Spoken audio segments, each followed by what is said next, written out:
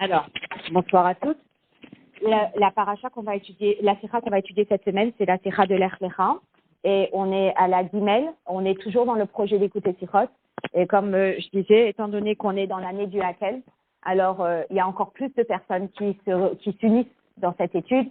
Bon, alors c'est une sikha que certaines élèves vont étudier en nostalgie parce qu'elles l'ont étudiée en Kulo Kodesh avec Madame Nashkar. Et certaines élèves ne l'ont pas étudiée. Et c'est une très très belle sikha. Elle est un peu longue. Donc ce qu'on va faire, c'est qu'il y a une partie qu'on va faire à l'oral et une partie qu'on va faire sur le texte. D'accord? Alors, évidemment, le début de la sikha, on va le faire sur le texte pour bien comprendre où on va arriver. Alors, Benogea, le parashat Lech Lecha, on est à la page 83. Alors, Benogea, le parashat Lech Lecha, en rapport avec la parashat Lech Lecha, Yedua imrato shel chvot kedushat mori vechami admur, il y a ce dicton, cette parole du rabbi précédent, au nom de son père, le rabbi Rachad, qui dit comme ça. Parashat Bereshit, parashat Smecha. La parashat Bereshit, c'est une paracha joyeuse. Hakadosh Baruch Hu bara olamot v'nivraim. Dieu, il a créé les mondes et les créatures. Sofa, chez la paracha Omnam, eno arev kolkar. Par contre, la fin de la paracha n'est pas si agréable que ça. Ou mikol makom, a paracha bechlaluta smechahi. Mais malgré cela, la paracha, globalement, est une paracha joyeuse. Alors, elle ne se termine pas super bien, mais globalement, c'est une paracha joyeuse. Après, parachat Noach, au seket de Maboul. La parachat Noach, eh bien, elle traite majoritairement du Maboul. Vahareze Shavua Agum, c'est une semaine qui est un petit peu déprimée. Aval ou Sameach Besofo, mais elle se termine avec un bel événement. Et c'est quoi? Nolad Abraham Avinu, la naissance d'Abraham Avinu. Aval, Hashavua Sameach Be'emet, une parachat Lech Lecha. Mais la paracha qui est réellement joyeuse, c'est la parachat Lech Lecha. Pourquoi? Que chez Bechol Echad Mime Hashavua, Chayim Im Abraham Avinu, parce que chaque jour de la semaine, on vit avec Abraham Avinu. Du début de la semaine à la fin de la semaine, on vit avec Abraham. Abraham, c'est le symbole de la simcha. Alors, Mehat Gashat, Chvat Gdushat Mori Vechami Admur, chez Hashavua de Parashat Lech Lecha, Dafka, ou Hashavua Sameach Be'emet. Le fait que le rabbi précédent, il accentue que la Parashat Lech Lecha, c'est la paracha qui a la vraie joie. Nikar, c'est Afilou Sof Hashavua chez Parashat Noach, que chez Medoubar Odot Ledat Avraham, Adayin Ein Bo Inyan Asimcha Le Amitato, Komo Beshavua Shel Lech Lecha.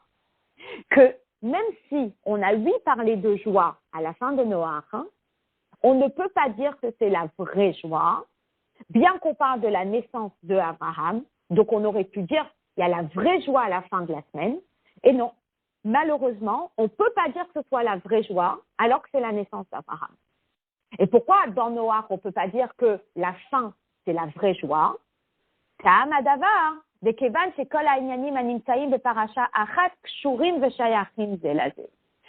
que dans cette semaine-là, il y a eu le déluge.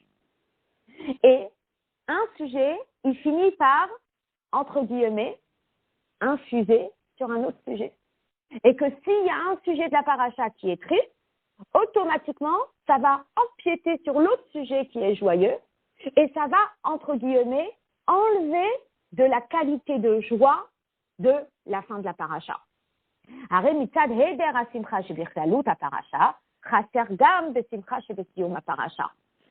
que le début de la semaine n'est pas si joyeux que ça, la fin de la semaine qui est joyeux, il est un peu, comme on dit, gâché. Et la même chose pour Parashat Bereshit. Vous allez dire que la majorité de la Parashat Bereshit, c'est la joie. Parce que c'est la création du monde et des créatures, etc. Et que même si la majorité de la semaine, c'est une semaine joyeuse, mais étant donné que la fin, elle est un peu triste, alors, la joie de la majorité de la paracha, elle est endommagée, entre guillemets, à cause de la touche finale qui est triste. Alors, Sarich Lavin, on a besoin de comprendre. Mais achar, c'est parashat Bereshit bichlaluta et parashat Smecha. Ou parashat Noach bichlaluta et Shavua Agum. לכאורה הייתה חלוקת הפרשיות צריכה להיות באופן כזה, שהסיום הבלתי ערב של פרשת בראשית יהיה ההתחלה של פרשת נוח, סוף השמח של פרשת נוח יהיה תחילתה של פרשת לך לך.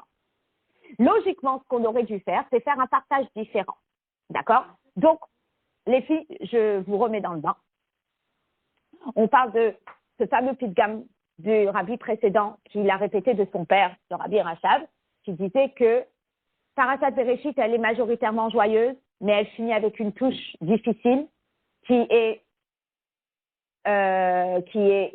Noach, n'est-ce pas? Ensuite, Noach, elle est triste, mais elle finit par une touche joyeuse qui est la naissance d'Abraham. Et Lech Lecha, c'est que joyeuse.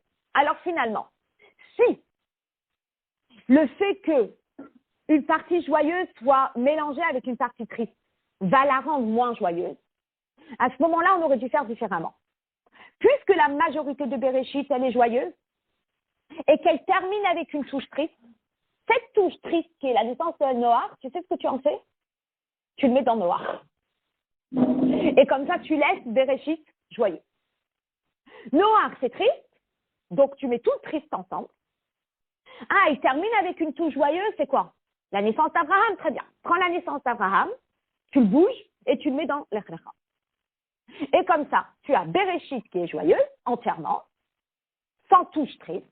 Tu as Noach qui est triste, d'une manière ou d'une autre, c'était quasi triste, ben alors on finit triste et voilà. Et Lech Lecha, c'est joyeuse.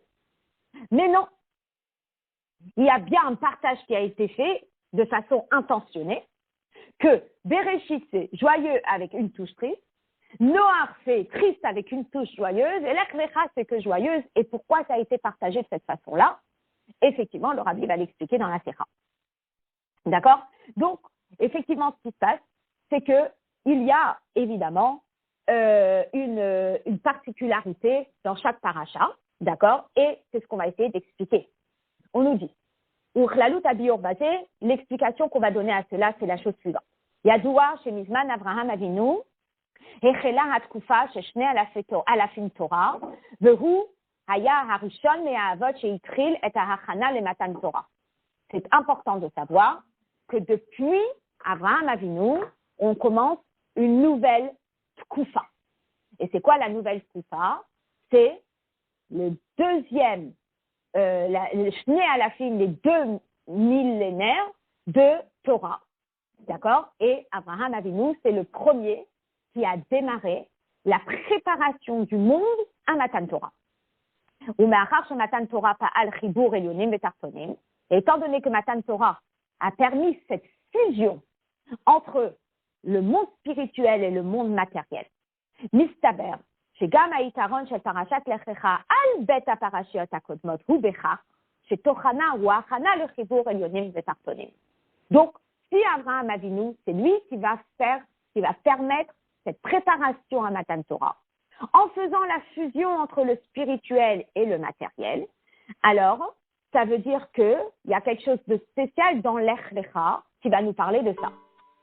Yesh lomar chez Zeugam Abiur Bazé, chez Parashat Lech Lecha, il y a Parashat Ashkishit. La Parashat Lech Lecha, c'est la 3e paracha, qui va relier 2 bouts.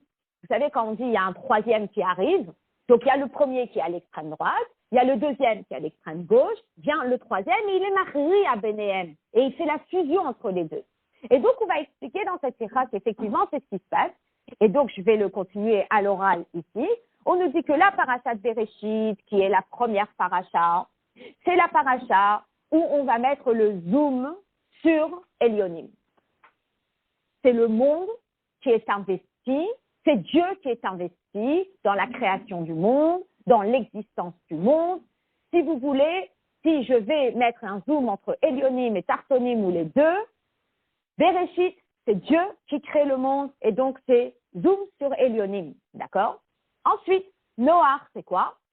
Noach, Ish Tzadik, Tamimaya, Bedorotav, c'est un investissement de quelqu'un ici-bas.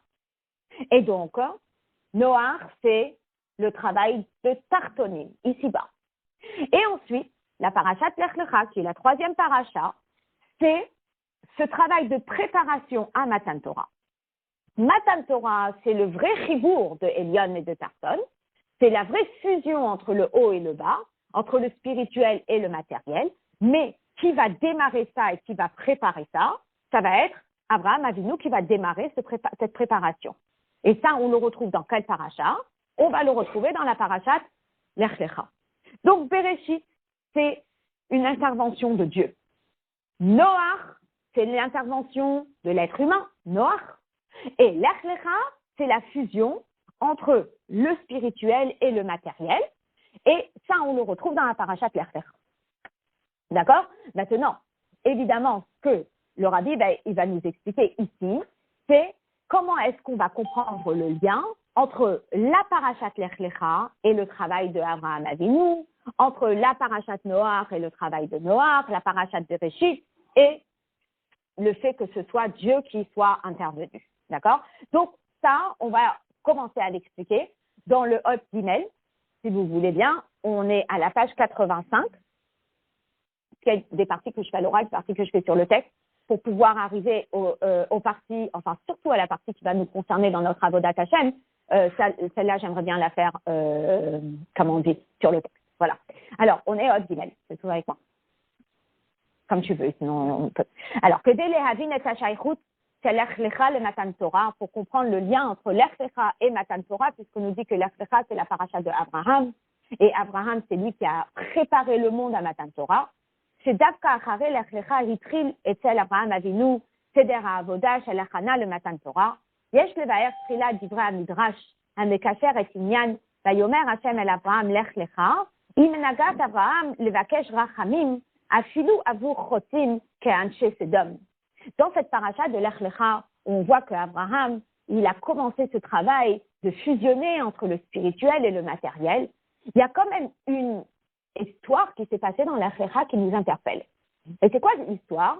C'est l'histoire de Abraham qui va plaider pour les Anshé Sodom, d'accord? Et on a une question là-dessus. On dit les Chora et nos Mouva ne comprend pas.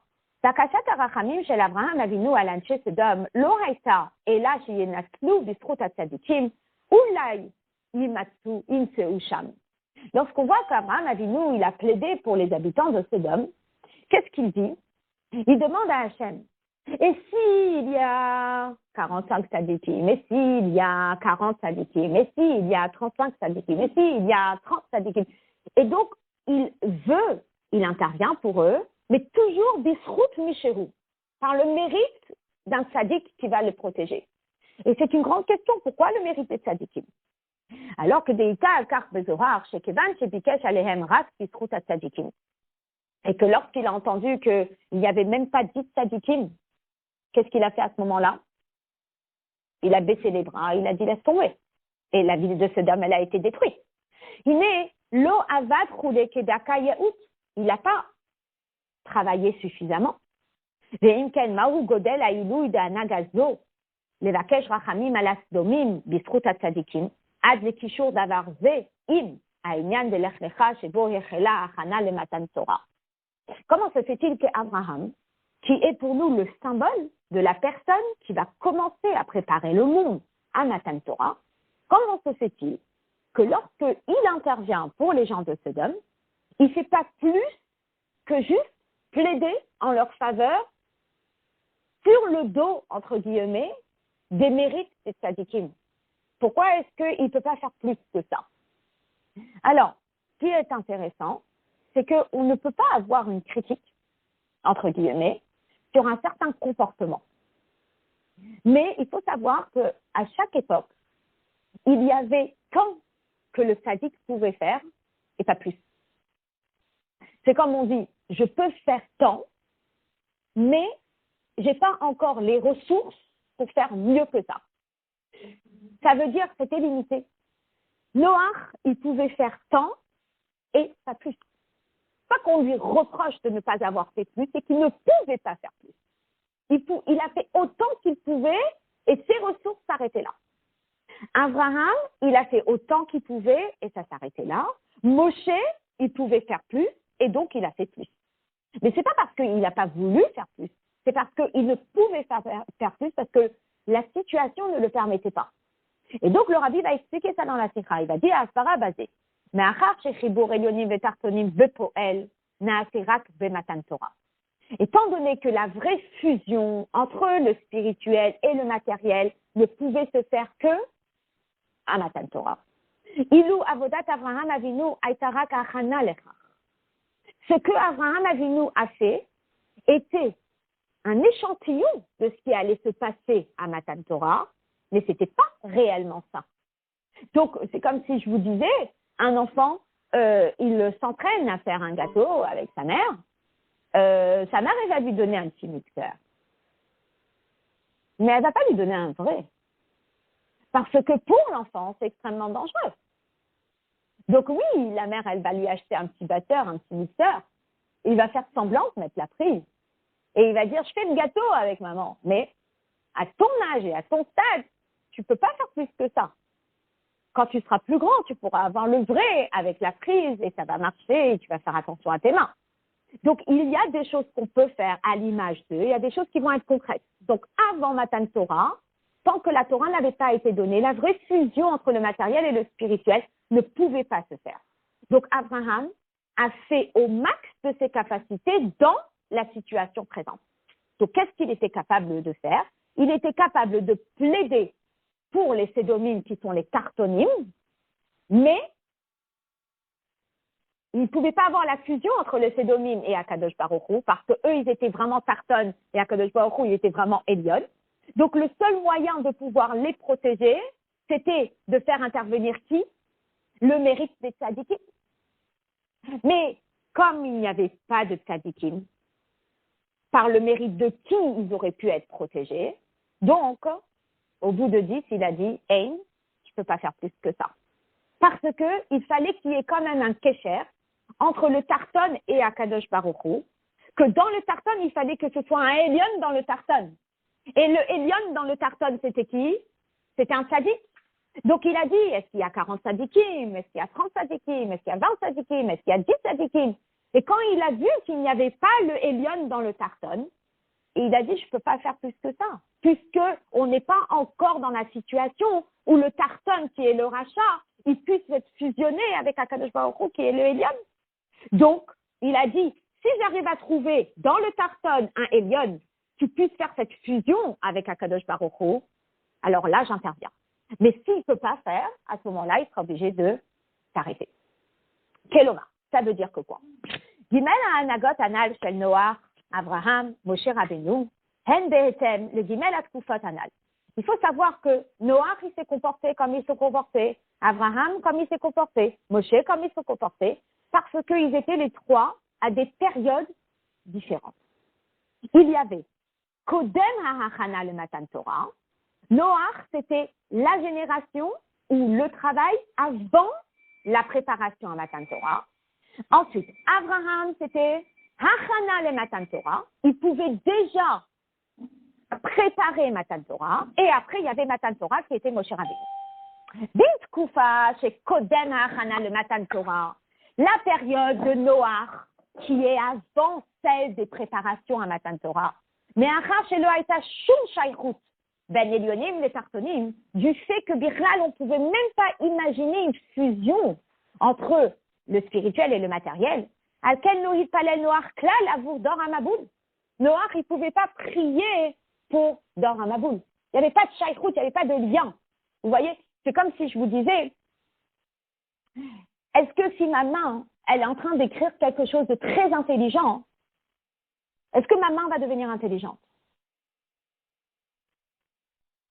Ça vous a l'air bizarre, cette hypothèse. Pas parce que ma main, elle écrit quelque chose d'intelligent, ça devient intelligente. Donc, de la même façon, avant Matan Torah, il n'y avait pas cette notion du spirituel et du matériel qui fusionnaient.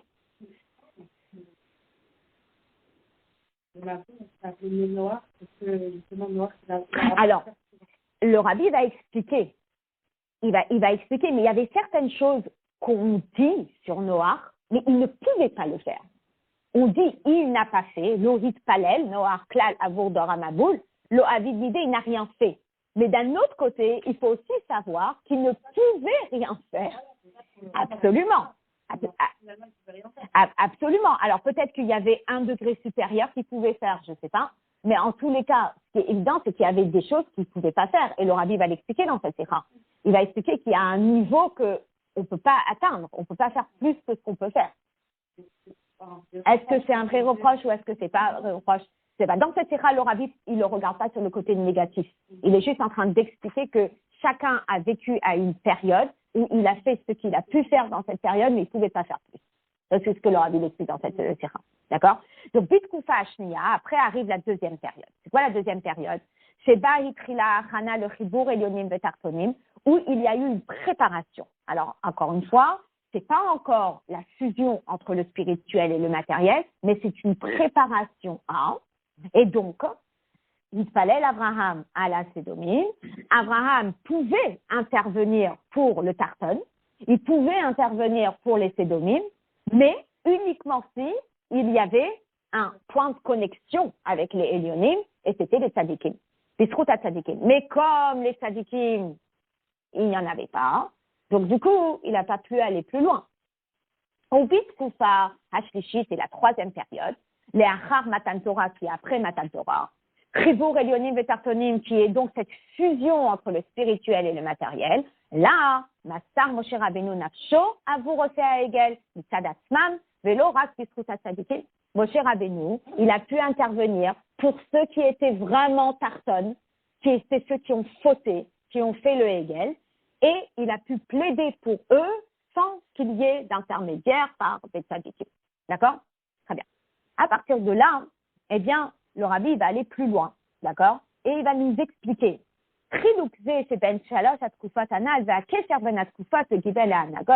Va expliquer ces trois périodes. Et il va expliquer comment se fait-il que Noach, il a pu faire tant et pas plus, Abraham, il a pu faire tant et pas plus, Moshe, il a pu faire tant. D'accord? Et finalement, on parle de trois périodes. La période avant la préparation à Matan Torah, la période de la préparation à Matan Torah, la période de Matan Torah, et le rabbi va même parler de quatre périodes à la fin. D'accord? Donc là, pour l'instant, on va commencer avec ces trois périodes-là. Il dit, ben atkufa chez Parashat Noach, sheba hitril zikur hamata, ve'atkufa chez Parashat Bereshit, et la tkufa de la Parashat Bereshit. Chez Az ha'amshacha ve'ashpa'a ba'olam haïta mitzad milmala, אף על פי שגם אז הייתה עבודת התחתונים על ידי כמה וכמה צדיקים. Et effectivement, il y a une autre période, qui est la période de la Parashat Bereshit, la période de Noach, la période de Abraham et la période de Moshe Rabbeinu. D'accord? Alors, qu'est-ce qu'elle a comme particularité la période avant Noach? La période avant Noach, c'est que c'est une intervention de Dieu. Quand on dit c'est une intervention de Dieu, ça veut dire quoi? Ça veut dire que Dieu, il donne, mais que si la personne, elle est capable de faire quelque chose, c'est uniquement sous l'influence de Dieu. Et il suffit que Dieu se retire et la personne est tout capable. Et finalement, soit on était élève et c'était pas il y a si loin que ça, donc on arrivera à se rappeler de cette relation professeur-élève, soit vous êtes déjà professeur et vous arrivez à imaginez la scène que le rabbi va nous expliquer très longuement dans cette sira de cette relation professeur-élève. Alors, professeur-élève, en chassidoute, on l'appelle Rav et Talmid. Alors, quelle est la capacité du professeur? Vous avez le professeur, vous vous rappelez Mme Lachar? Ben voilà, c'est dit. Alors, vous avez le professeur, et j'imagine que chacune, elle étudie la sikha peut-être un petit peu différemment. Moi, je n'ai pas étudié avec la sikha. Mais, alors, vous avez le professeur qui donne, d'accord? Et qu'est-ce qui se passe avec l'élève? Alors, c'est quoi le premier? Le premier, c'est le professeur qui donne. Et est-ce que l'élève, il est capable de produire quelque chose de par lui-même? Il n'est pas capable de produire quelque chose de par lui-même. Il comprend ce que le professeur dit, c'est déjà pas mal. Mais il n'est pas capable de produire de par lui-même, donc il n'est pas autonome. Ce qui est un petit peu ce qu'on appelle le cours magistral, où j'arrive, je donne à l'élève, et je donne un maximum à l'élève. L'élève comprend, mais après, est-ce que je suis capable de faire en sorte que l'élève se débrouille tout seul? Peut-être pas. Après, il y a le deuxième.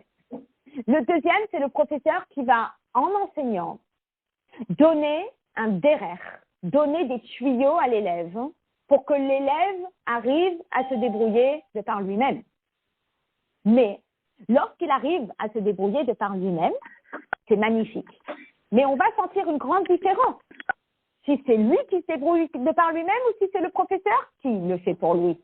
Parce que quand c'est le professeur qui donne, alors côté quantité et côté qualité, c'est supérieur. Quand c'est l'élève qui travaille de par lui-même, ça risque d'être beaucoup plus limité, mais il y a cette satisfaction d'avoir fait quelque chose de par soi-même. D'accord? Et après, il y a le troisième degré. Et c'est quoi le troisième niveau? Ah, c'est qu'il arrive à faire en sorte que son élève soit aussi efficace que lui. On nous dit Rouché à Talmid, Rouché arabe. Il arrive à faire en sorte que son élève il soit capable de donner autant que lui ne lui a donné. Et ça, c'est le niveau le plus élevé de cette relation de Rav et de Talmid. Finalement, on va retrouver tout ça dans Bereshit, dans Noach, dans Abraham, dans Moshe Rabbeinu. D'accord? Donc, on y va. Il dit, donc ces trois exemples-là, on les voit là dans le Dalet. Yuvan betosefet biur al yedei mashal, me'ashpat asechel merav letalmid, yeshnam basé gimel ofanim klaliyim. Il y a trois grandes lignes en rapport de l'influence que le Rav il peut donner à son talmid niveau intellectuel.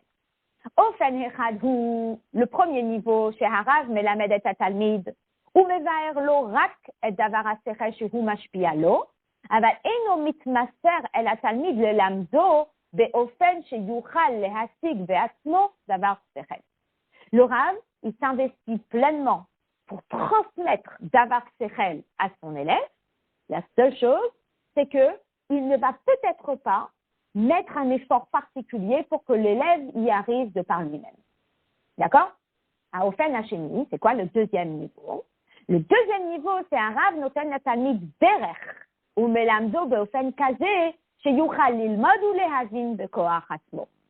Rav, il va donner à l'élève un tuyau, un chemin, et il va l'enseigner de façon à ce qu'il puisse devenir autonome. Donc vous voyez, je me rappelle encore quand j'étais au primaire, l'enseignement du Chumash était très long, ça veut dire qu'il prenait beaucoup de temps, mais on était là à écrire le shoresh de chaque mot. Alors le shoresh, on prenait les mots et on écrivait le shoresh en rouge. Ça nous a rendus autonomes. Ça nous a permis que quand on grandisse, on puisse ouvrir un chumash, on puisse ouvrir un rashi, on puisse se débrouiller tout seul. Donc, le derech l'elamed, la façon que le professeur enseignait, c'était une façon de nous donner du tochen, tout en nous donnant un derech pour devenir autonome après.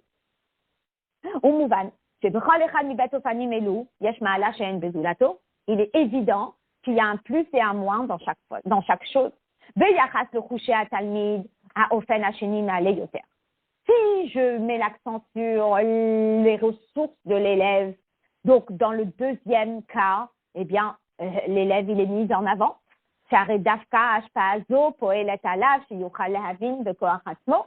que cette méthode d'enseignement va permettre à l'élève de devenir autonome.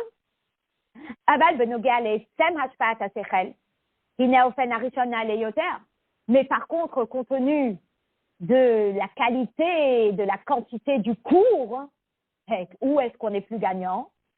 On est plus gagnant dans le premier niveau.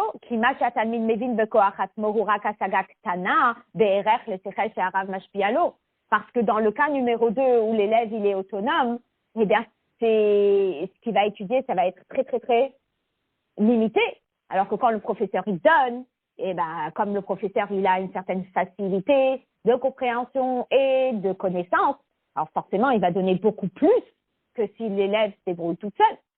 Alors la question, effectivement, il y a un plus dans l'un, il y a un plus dans l'autre, d'accord? Et après il y a un troisième.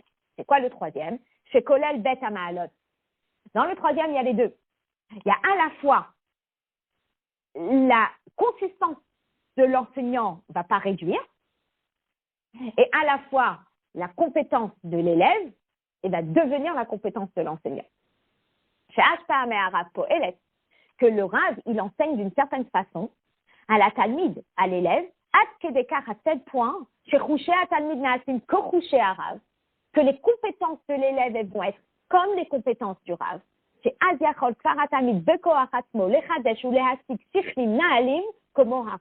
l'élève, il est capable de comprendre aussi bien que son maître. Et finalement, dans ce troisième niveau d'enseignement, on arrive presque à la perfection, c'est un quatrième.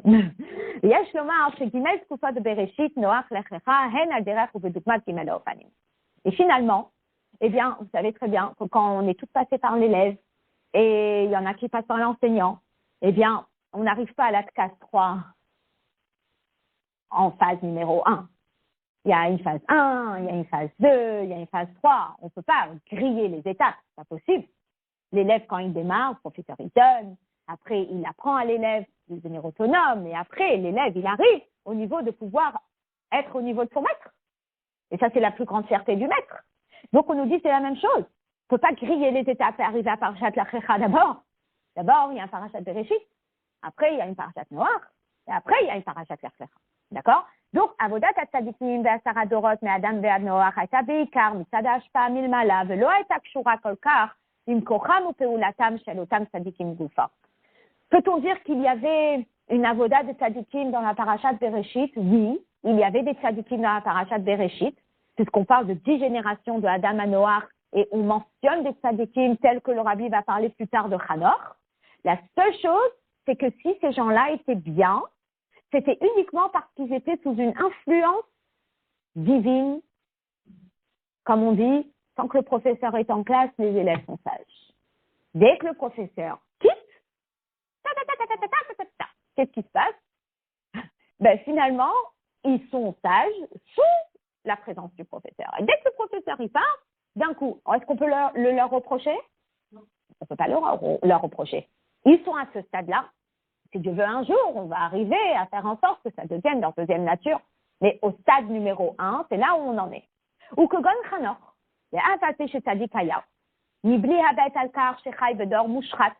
on a Chanor qui était un tzaddik, et effectivement, il vivait dans une génération très corrompue. Chez Davar Zemoré al Godel Avodato, chez l'Oleïd Sa'el, chez Liot Mushpam Ibn Doro, il a travaillé personnellement de ne pas être influencé par les gens de sa génération qui étaient très corrompus. Mais par contre, il était ce qu'on appelle en français influençable. Et donc, Imaya Nishar Od Meshatman Bislivat Benedoro, Lohaya Midgaber Od Alara. Et Dieu, il a vu que si il restait en vie encore un peu trop de temps, eh bien, il aurait peut-être trébuché. C'est la reine, Miher Akadosh Baruch Hu Vesilko, c'est pour ça que Dieu, il a rapidement retiré de ce monde. Sheken Mashi Tzadikaya Ba Beikar Lo Bekochot Atzmo, et là, Aliedeze Shehiir Etzlo Or Milmala. S'il a réussi à être un tzaddik et à ne pas être influencé par son entourage, c'était parce qu'il a fait un effort, certes, mais il était sous influence divine permanente. ולכן, אילו היה מתעכב עוד משפמן בעולם המושחת ויורד למצב שבו האור מלמעלה אינו מאיר, et que s'il restait un peu trop longtemps dans cette ambiance négative, eh bien cette lumière aurait pu, que Dieu préserve, s'atténuer, הרי אז בכוח עצמו לא היה יכול להישאר בדרגת צדקותו כמקודם, et de ses propres forces, il n'aurait pas pu rester tzaddik comme avant. Et donc Dieu, qu'est-ce qu'il a fait? Pour ne pas qu'il trébuche, eh bien, il a retiré. Et ça, c'est vraiment le premier degré d'enseignement du maître à l'élève. Donc, la première chose, le maître, il donne à l'élève, et il donne à l'élève, mais réellement, l'élève, il n'est pas encore autonome. Et ça, c'est toute la tkoufa, c'est toute la période de la parashat Bereshit, où le zoom, il est mis sur le Elyonim. שאף שהתלמיד משיג את השכל שהרב משפיע לו ומתייגע בו, אינו יכול לחדש שכל בכוח עצמו. L'élève, il est là, l'élève, il est sage, l'élève, il écoute, l'élève, il étudie, l'élève, il travaille, l'élève, il comprend, l'élève, il révise ses contrôles, il est excellent. On l'assoit et on lui dit, à la fin du contrôle, je t'ai mis une petite préparation, connaît pas, on peut pas. Il n'y arrive pas. Qu'est-ce qui s'est passé? Eh bien, l'enseignement était tel que sous l'influence du professeur, l'élève y arrive, mais si le professeur se retire un petit peu et lui dit « Ok, je t'ai laissé un passe-tout pour que tu prépares tout seul », l'élève dit « Non, non, je suis pas capable ». Ça, c'est la paracha de Bereshit. Avodat Tzadikim et Asara Dorot Minoach à Abraham. Par contre, les 10 générations suivantes de Noach à Abraham, Kvar Aïta Be'ikar, Lo Mitzad Haor Milmala, et la Mitzad Kocham Pe'ulata. Là, il y a un investissement plus personnel. Chez les Avodatam Aïta Shaychut Gam, Im Ha'olam Shemichutz Lahem, où Noach, on voit, il avait quand même une attache avec le monde. Hanor, on ne parle pas Bichlal qu'il était avec le monde. On parle de Hanor qui était un sadique, mais on ne parle pas du tout de l'influence avec les gens autour de lui. Noach, on voit qu'il y a eu quelque chose avec ce monde. Comme chez Matzinu et Noach, chez Lozo Bilvat, chez Hu Asmo, Sadik Tamim Haya, Afilu Bedorota, Velokal Bedato Leharshia, et la Yetera Mizo, Hu Ochiach Gam et Dor Hamaboul, Ve'amar Lahem, Askit Shuva. Pour répondre à notre question, dans cette sira, le rabbi, il prend tout le côté positif de chacun. Et il dit que Noach, d'un côté, dans certains Mefarshim, on va dire que Noach, il n'a pas reproché aux gens de ne pas faire tchouva. Le rabbi, il dit qu'il a, oui, demandé aux gens de faire tchouva. Alors, comment ça s'est passé? Eh bien, comment ça s'est passé? Que Hachem, il lui a dit, tu as 120 ans pour construire la Teva. Et il a construit la Teva et il faisait du bruit. Les gens s'approchaient, les gens disaient, qu'est-ce que tu fais? Et il disait, le monde va être détruit. Faites tchouva. Donc, dire qu'il n'a pas dit aux gens de faire tchouva, c'est une erreur. Il a, oui, dit aux gens de faire tchouva. Mais on va expliquer qu'est-ce qu'il n'a pas fait. Mais pour l'instant, il y a eu un investissement personnel. Il n'a pas caché sa construction dans un souterrain. Il était en pleine rue, devant tout le monde. Les gens passaient, demandaient, qu'est-ce que vous faites? On construit une Teva. Dans 120 ans, il y aura un déluge. Faites tchouva. Donc, il leur disait quand même de faire tchouva. Donc, il avait un contact avec le monde un peu plus supérieur que Hanor des générations précédentes. Valarat kama vekama achar hamabou, she'az al yedei avodat hakorbanot, ta'al Noach et avtachat hakadosh baruch hu lo osif gomer lo yishpotu, ve'ad leot abrit ve'akeshet amoreh al zikuch hamata. Et effectivement, la semaine dernière, il y avait une sikha où le rabbi parlait de la Koufa avant le déluge et après le déluge. Donc après le déluge, il était encore plus impliqué dans le monde. Et c'est ce qui a permis à ce qu'il obtienne une promesse d'Akadosh Baruch Hu à travers l'arc-en-ciel, qu'il n'y ait plus la destruction du monde par le Maboun. Afalpiken, mitzad zegoufa chez Avoda az, aita kshura imamata sartonim, shehu mitzad asmo, be'enaroch le'elokut, hine gama gilou yelokut shenimshach al yedei ha'avoda, hayam metzumtzam ou mugbal lefi erer atartonim. Mais la seule chose, c'est qu'étant donné que c'était un investissement personnel de Noach et que la lumière de Dieu à cette époque, elle était nettement réduite parce qu'elle était, on va dire, relative à son effort et que son effort, il était quoi? Il était réduit. C'est comme un professeur qui dit à l'élève, OK, tu vas me préparer un exposé pour cette semaine. Combien l'élève est-il capable de comprendre? Ben, ce qu'il est capable de comprendre. Alors le professeur lui dit, si tu arrives à comprendre 5 minutes, c'est déjà magnifique. Et l'élève, il est là, il fait un petit effort, il dit, ça y est, madame, j'ai compris 3 lignes. Et il arrive et il explique ces 3 lignes. Le professeur le félicite. Mais ce qu'il a compris est peut-être tout petit. Donc, l'effort qu'a fait Noach, il était relatif à ses capacités, à ses ressources, mais forcément, la lumière divine qui est déclenchée de là, elle est quoi? Elle est aussi très réduite. Et comme on nous dit que Noach, il avait une petite émouna, sa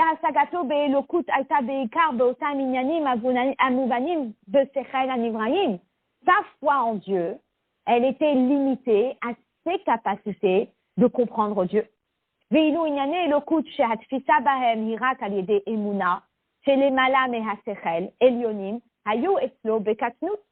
était capable de comprendre la divinité à un degré qui était très, très, très bas. Et tout ce qui était très, très, très spirituel et très élevé, il n'était pas capable de le comprendre. Donc, Noach, où tout était très réduit, on nous dit, Miktane Munahaya, il était petit, il n'y avait pas encore la Torah à l'époque.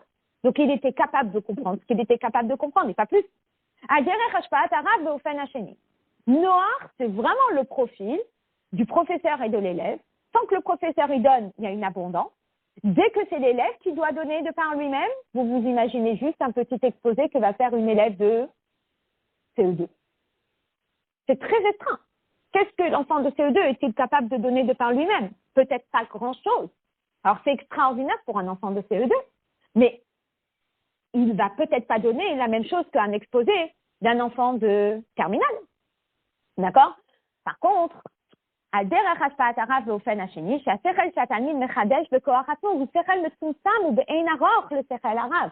est évident qu'un exposé d'un petit, il va être incomparable par rapport à l'exposé de son professeur. D'accord? Donc, c'est très limité. Après arrive le troisième niveau. Et c'est quoi le troisième niveau? C'est Abraham Avinu. Ou Ba'avodat Abraham Avinu ayushte malot. Alors, Abraham Avinu, il y a deux choses. Hatchalat v'yesod avodato aita al pi sechel, al yedei rayot menyane haolam tartonim. Certes, alors qu'Abraham, il a reconnu Dieu. Par quoi ça a commencé? Ça a commencé par sa propre connaissance. Il est sorti de la grotte. Il a vu le soleil. Il a dit, est-ce que c'est Dieu? Après, il a vu que le soleil s'est couché. Il a vu la lune. Il a dit, est-ce que c'est Dieu? Vous êtes en fait?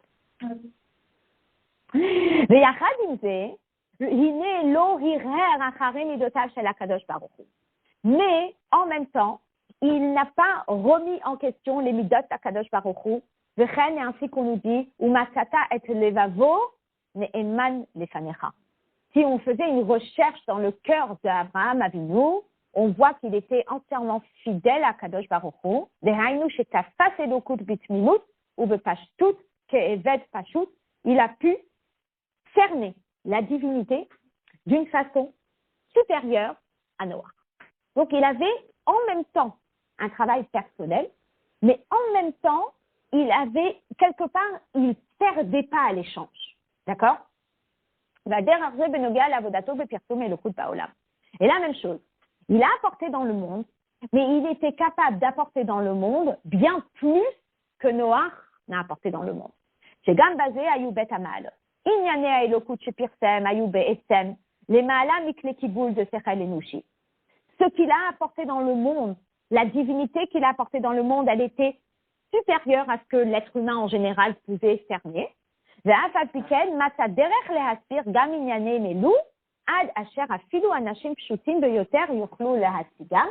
il a pu faire descendre ses concepts spirituels et ses concepts de divinité à des gens qui étaient même plus bas. Donc, quelque part, Abraham Avinu, il a réussi à déborder un petit peu. Il a réussi à arriver à un niveau spirituel plus élevé que Noach n'était capable d'atteindre, et il a réussi à toucher plus bas que ce que Noach était capable de toucher. Vous voyez? Donc, quelque part, le périmètre de Abraham était beaucoup plus vaste et beaucoup plus large que celui de Noach. Ça, c'est à l'image du professeur qui est capable de rendre son élève autonome au point où il lui dit « demain tu me remplaces » et que l'élève est capable de remplacer son maître. Donc, il fait monter son élève à son niveau.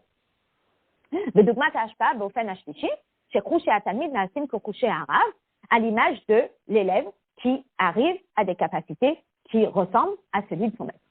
אמנם גם האופן השלישי בהשפעה, שחושי התלמיד נעשים כחושי הרב, הוא משל רק על ההכנה לחיבור עליונים ותחתונים, שנפעלה על ידי עבודת אברהם אבינו, ולא על החיבור גופה שנעשה בשעת מתן תורה. Alors finalement, si je fais un récapitulatif, eh bien, on a parlé de 3 types d'enseignements. Le premier, le professeur donne, l'élève comprend, l'élève reçoit, mais l'élève n'est pas encore autonome. Ça, c'est la parashat Bereshit. Ensuite, Noach, c'est l'élève qui devient autonome, hein, mais c'est encore très, très, très limité. D'accord? Lech Lecha, qui est Abraham Avinu, eh bien, il y a cet échange de maître et élève à rendre l'élève aussi capable que le maître. Mais maintenant, on est élève, on est pour beaucoup d'entre nous, professeurs, est-ce que vous pensez que c'est quelque chose que vous pourriez faire avec tous vos élèves? Alors, à l'époque de Abraham Avinu, eh bien, il était capable, son travail était à l'image du professeur qui cible l'élève qui est shayach lazé. Ça veut dire qu'il y a certains élèves où on sent qu'ils ont cette prédisposition de pouvoir arriver au niveau du maître. Puis il y a des élèves où on voit qu'ils n'ont pas cette prédisposition. Que même si le professeur va tout faire pour les rendre autonomes et va tout faire pour leur dire « Ok, demain tu me remplaces », eh bien, il va peut-être opter pour plus pour certains que pour d'autres. D'accord? Parce qu'il y a certains élèves qui ne sont pas prédisposés pour pouvoir prendre un jour la place de leur professeur. Ou bien dû aux capacités de compréhension, ou peu importe. Donc finalement, bien que le travail d'Abraham Avinu, c'était cette fusion de maître-élève, oui, finalement, ça restait quand même limité. Et ça restait quand même limité à l'élève prédisposé instant. Et c'est là où le rabbi, il va aller à un échelon supérieur et il va nous parler de la particularité de qui? De Moshe Rabbeinu. Et il va nous parler après à nous, comment on doit travailler dans notre avoda aujourd'hui, dans l'influence qu'on doit avoir sur un autre juif. Est-ce qu'on doit avoir une influence à l'image de Bereshit, à l'image de Noach, à l'image de l'Archecha ou à l'image de Moshe Rabbeinu? Vous voyez? Et ça, c'est une tirade qui est juste incroyable, extraordinaire. D'accord? Donc, déjà, dans le Hot Vav, le rabbi, il explique que Abraham Avinu, il était capable de donner à celui qui était prédisposé. D'accord? Donc, celui qui est ce qu'on appelle tarton, ça veut dire pas prédisposé, ça veut dire très bas, celui-là, Abraham, il ne pouvait pas atteindre pour lui donner cette force et cette capacité de devenir autonome. Il ne pouvait atteindre que celui qui avait une shayarout avec lui, qui avait un certain, on va dire, en français, je dirais une certaine affinité avec lui. Celui qui n'avait pas d'affinité avec lui, il ne pouvait pas accéder à lui. Et tel que vous voyez, la tfila de Abraham Avinu, pour qui? Pour les Anshe Sodom. Abraham, dans son monde spirituel, il n'avait pas d'affinité avec les gens de Sodome. Parce que les gens de Sodome, ils étaient quoi? Ils étaient Birlal Rechaim. Et ils étaient Tarton. Ils étaient très très bas. Et là, Abraham, il n'avait pas accès à eux directement. Et il ne pouvait pas leur apporter parce qu'il n'y avait pas d'affinité entre eux et Abraham Avinu. Donc, tout en voulant apporter, il pouvait apporter Atkan. Tant que tu es prêt à recevoir, tant que tu es prédisposé pour recevoir, je te donne. Mais si tu n'es pas prédisposé pour recevoir, eh bien, je ne peux pas aller plus loin que ça. Ça me rappelle un petit peu le professeur qui va donner à tout élève qui veut étudier. Et qu'est-ce qui se passe s'il y en a une qui n'arrête pas de gribouiller, qui se fait son vernis, qui se regarde au miroir et qui se fait ses sourcils? On se dit, bon, allez, Birla, elle est peut-être pas prédisposée à étudier aujourd'hui. Est-ce que je m'investis? Est-ce que je m'investis pas? Est-ce que juste j'espère qu'il y a son oreille qui va m'écouter? Alors, il y a le professeur qui va dire, pour aujourd'hui, elle est peut-être pas prédisposée, donc je vais pas aller plus loin que ça. Et il y a peut-être un qui va aller et qui va quand même essayer de lui donner. Et là va être la nuance entre Abraham et Moshe Rabbeinu. Donc Abraham, pour les Anshe Sodom, voyant qu'il n'était pas prédisposé, qu'est-ce qu'il va faire? Il va demander, est-ce qu'il y a Srout Tzadikim? Est-ce qu'il va y avoir quelque chose comme un tremplin entre moi et ces Anshe Sodom qui va permettre de les protéger? Et il demande, est-ce qu'il y a 35, est-ce qu'il y a 30, est-ce qu'il y a 25, est-ce qu'il y a 20, est-ce qu'il y a 15, est-ce qu'il y a 10? Il n'y a pas. Et je ne peux pas faire plus que ça. Par contre, Moshe Rabbeinu, est-ce qu'il a cherché? Il n'a pas cherché d'intermédiaire. Parce que Moshe Rabbeinu, il était au stade supérieur. Et le stade supérieur, c'est celui où, même si c'est personne, et même s'il n'est pas prédisposé, eh bien, moi, je vais le rendre comme un rave. Parce que c'était Matan Torah, qui était le Chibour Be'elyonim et Tartonim, alors qu'Abraham Avinu, c'était qu'une Hachana à Matan Torah, et c'était pas encore Matan Torah. D'accord? Non, on peut dire que ils ont fait ce qu'ils étaient capables de faire dans leur génération. Voilà. Après, nous, forcément, on ne peut pas s'inspirer que de Bereshit ou que de Noach ou que de Lech Lecha, parce que nous, on est après Matan Torah, donc on est obligé de nous inspirer de Moshe Rabbeinu. On ne peut pas se suffire de nous inspirer des autres. Bien que le Rabbi va nous expliquer que dans la Avodat Hashem, il y a des gens qui s'inspirent que de Abraham, et il va dire que c'est pas suffisant. Ils s'inspirent que de Bereshit, et le Rabbi va dire que c'est pas suffisant. Il y en a qui s'inspirent que de Noach, il va dire que c'est pas suffisant. Que de Abraham, c'est pas suffisant. Il faut s'inspirer de Moshe Rabbeinu. Vous voyez? Et donc, c'est ce qu'on va expliquer. Ah, si, tout le temps. C'est ça, c'est une très très belle sikha. C'est pour ça que je voulais faire la dernière partie avec vous. Donc, on va commencer Hod Zayin ensemble et on va faire le texte. Oui, mais il était. On va voir. Certainement, c'était parce que c'était le Zman Matan Torah. Non, parce que c'était à l'époque de Matan Torah. Bah oui. Alors, on est au Hod Zayin, on est à page 88. J'ai fait à l'oral juste parce que je veux vraiment toucher cette partie sur le texte. Alors, comme vous avez vu, on n'a pas trois façons, on en a 4 du coup. Donc, Dugmat Dalet Ofanimana Yeshna Gamata Lachar Matan Torah Ba'avodat Ha'adam.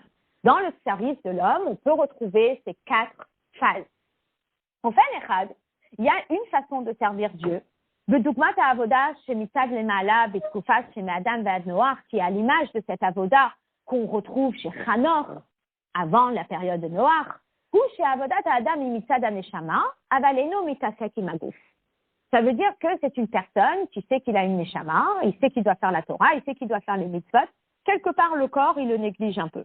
Ça veut dire qu'il se dit, le corps, c'est vraiment pas ma priorité. Il est vrai qu'on a besoin du corps pour faire les mitzvot. Mais il ne cherche pas à raffiner son corps, il ne cherche pas à raffiner son âme animale, il cherche juste à faire la volonté de Dieu, Torah et mitzvot. Hagouf esplo eno ela emsaï le malet avoda de Torah mitzvot shel haneshama.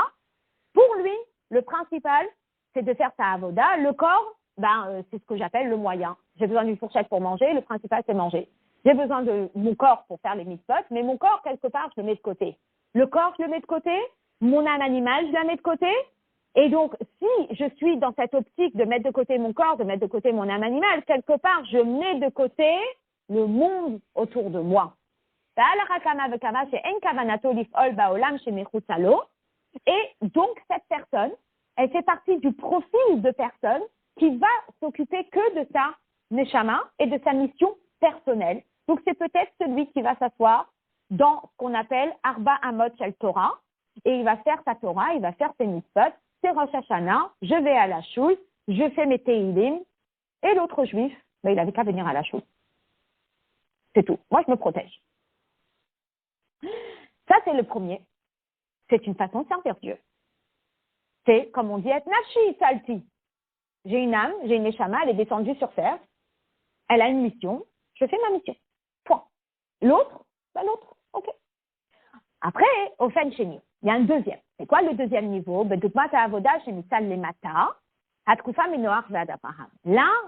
j'ai un corps, peut-être qu'il faut que je le raffine. J'ai une âme animale, peut-être qu'il faut que je la travaille, peut-être qu'il faut que je la raffine, d'accord? Donc, je m'occupe un petit peu de mon corps, je suis à l'écoute de mon corps, je suis à l'écoute de mon âme animale. Forcément, celui qui est à l'écoute de son corps, à l'écoute de son âme animale, il est à l'écoute de l'âme animale de l'autre. Alors, donc, Adam osek gam imagouf, filou imaolam, chez Yedlo dira lo idbarar. Ça veut dire qu'il a un regard sur le monde autour de lui. Adayin chaser eslo, ha'inyan de hanachat atmuto ad lemesirut nefesh, kede lehashlim et hakavana ha'elyona, שהעולם ידירה לו יתברך, ופעולתו בזה היא רק במידה שהדבר נוגע למציאותו, למלא את תפקידו הוא. Il est là, il va s'impliquer avec le monde extérieur parce que Dieu le lui demande, mais de façon extrêmement limitée, comme le professeur. oh, il y a cette femme, il y a cette fille qui rentre dans mon cours et qui me dit, alors par exemple, quand je rentrais dans les classes avec les professeurs, je leur disais de travailler sur l'autonomie. Ok, elle m'a dit qu'il faut que je travaille sur l'autonomie. Donc, je vais travailler sur l'autonomie. Mais quelque part, je ne suis pas super convaincue. Donc, je vais faire le minimum pour travailler sur l'autonomie, mais je ne vais pas en faire mon objectif principal. D'accord? Donc, ça me rappelle vraiment quand je parlais avec des directrices de Dan Israël et je leur disais, mais comment tu fonctionnes? Elle dit, moi, quand je les vois toutes petites, 14 ans, je suis déjà en train de me projeter de les rendre directrices. Une directrice de Dan Israël. Ça veut dire que quand elle les prend aide mono, elle regarde dans l'enfant la capacité de devenir directrice du centre si un jour elle doit se retirer. Donc, la façon qu'elle va bosser avec elle et l'assurance qu'elle va leur donner et les jobs qu'elle va leur donner, ça va être dans l'optique qu'elle va devenir un jour directrice. Ou bien, il y a celle qui dit, ok, je vais la rendre autonome. Ça te dérange pas, c'est toi qui va gérer ce jeu. Ah, mais pourquoi? Mais parce que lorsqu'on fait comment ça s'appelle? Le bazar, ils disent qu'on doit dispatcher les tâches. Oh, la vérité, j'aurais préféré le faire moi-même, mais bon, ils ont dit que chaque mono doit faire son jeu, alors elle va faire son jeu. Mais quelque part, ça va être extrêmement limité. Parce que, ok, je dois le faire parce qu'on m'a dit que je le faire, je dois m'occuper de l'autre parce qu'on m'a dit que je dois m'occuper de l'autre, mais limité. Le dogma, par exemple, où on a mishtadel ifol al yudim acherim le korvam le Torah au mitzvot, oui, il va faire l'effort d'avoir une influence sur les autres juifs pour les rapprocher de la Torah et des mitzvot. אבל השתדלותו בזה היא רק ככל שהדבר קשור עם הציווי יוכיח תוכיח את עמיתך. Mais il est là pour ce qu'on appelle cocher une case dans la case à cocher. וחסרה לו המסירה והנתינה לתכלית המקוון שיהודים אלו יתקרבו. Il est là et il se préoccupe. À combien de personnes j'ai mis les tefilines? Je coche.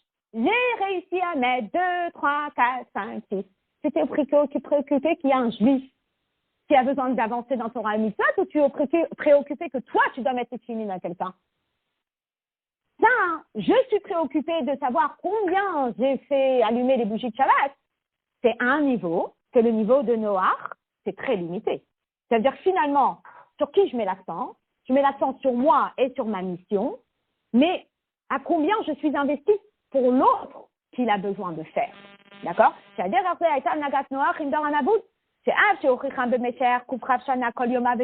chaque jour, Noach, il reprochait au monde pendant 120 ans.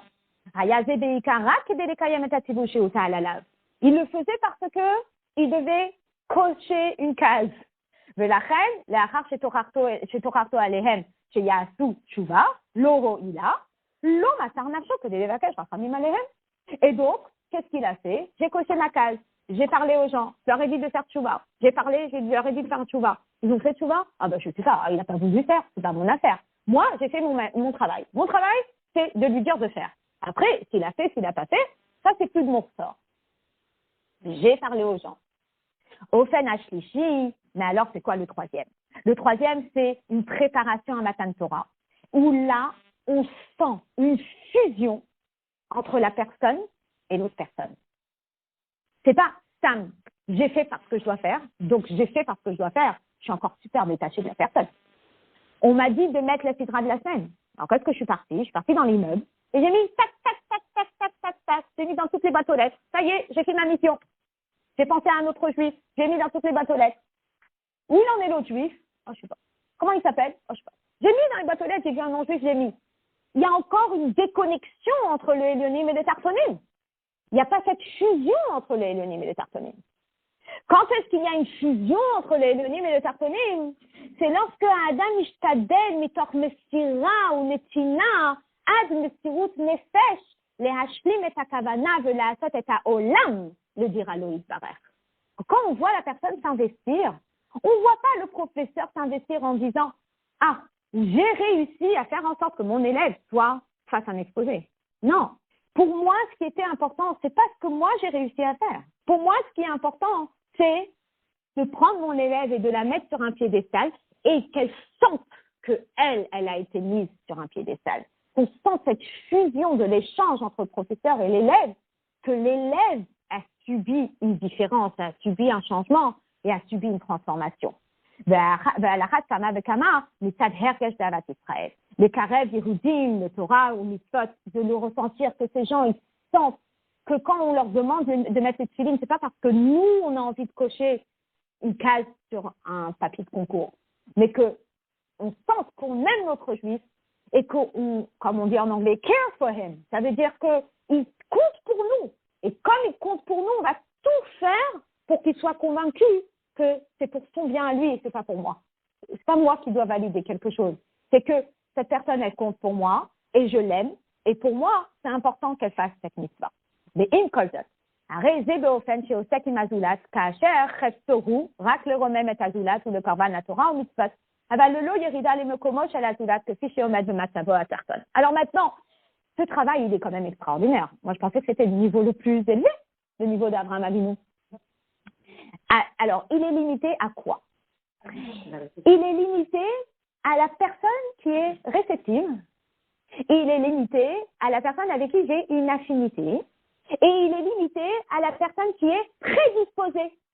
Donc, si je sais que ce voisin, il est touché quand je viens, et il évolue quand je viens, alors j'ai dit, je vais aller taper à la porte. L'autre voisin, il claque toujours la porte au nez. Non, je ne vais pas aller chez lui. Alors, ça veut dire que quelque part, je limite. D'accord? Et donc, le karev et azulat, la vodat Hashem, irak, que chez Auto Adam Shayach le karev. Le travail d'Abraham Avinu, qui est quand même extraordinaire, qui est ce travail de s'investir, ce travail de Messirut Nefesh, ce travail, je ne le fais pas pour moi, mais je le fais pour l'autre, parce que je l'aime, il reste quand même limité quelque part.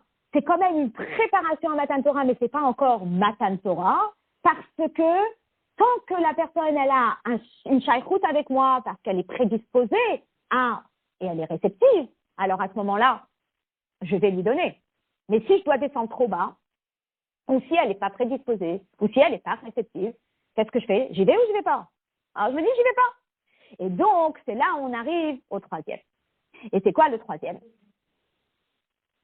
Alors, on va passer direct au troisième. Et le troisième, on va passer au quatrième, pardon. Le quatrième, on va passer, vous voyez au Fen Arevi, la page 90. Page 90, le dernier paragraphe. D'accord? Le Ofen Revi'i, et c'est quoi le quatrième niveau? Chez Avato, le Adam Acher Israël et Kamocha, Ahava Atzmit, Anaalit et Cheshbonot. Que l'amour du prochain, c'est Ahava Atzmit, c'est un amour inconditionnel, qui est au-delà des Cheshbonot. ולכן, הרי הוא מוסר עצמו עבורו, אפילו כשמצד השכל אינו מוצא בזולת שום מעלות. L'autre, il compte pour moi sans réfléchir. Ah, t'as vu qui il est, t'as vu comment il parle, t'as vu son niveau, il n'est pas prédisposé, il n'est pas prêt, j'ai pas d'affinité pour lui. Vous voyez ce que je veux dire, cette notion-là?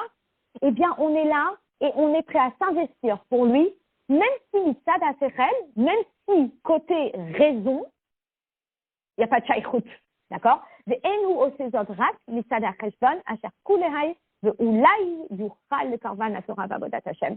Et si je m'approche de lui, c'est parce que, comme dit le Père Eklam de Tania, peut-être que je vais pouvoir le rapprocher à Kadosh Baruch Hu. Et là, mitzad ahava atzmit elav.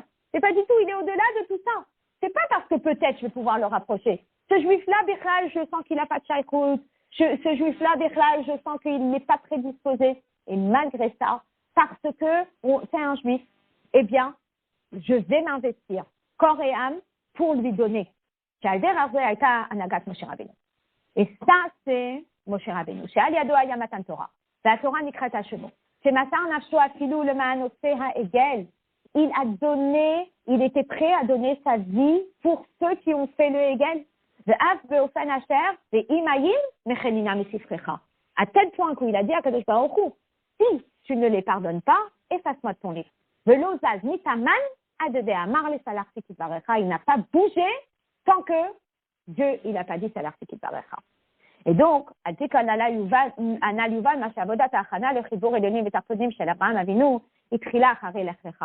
pourquoi cette avoda, elle a commencé à l'Echlecha? Pourquoi elle n'a pas commencé avant, à la naissance de Abraham?